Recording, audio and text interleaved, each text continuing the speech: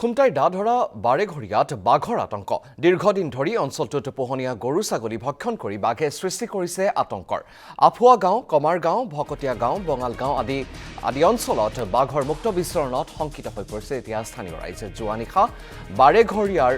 এঘৰৰ পৰা বাঘে লৈ গ'ল এটা ছাগলী আৰু ঘটনাস্থলীত উপস্থিত বন বিভাগৰ লোক বাঘ ধৰিবলৈ বন বিভাগক ব্যৱস্থা লোৱাৰ আহ্বান স্থানীয় ৰাইজৰ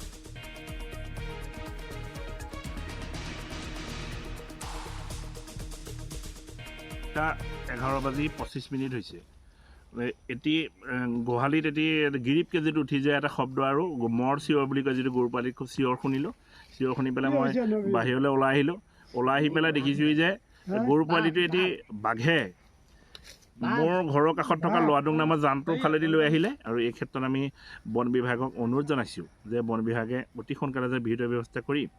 আমাৰ যেটো এই অঞ্চলটোত ৰাইজৰ যেন যি বাঘে টোপনি হৰিছে সেইখিনি যদি সোনকালে মুক্ত কৰি আমাক যেটো আৰু এটা যে ক্ষতিপূৰণ দিয়ে এই কথা মই কামনা কৰিম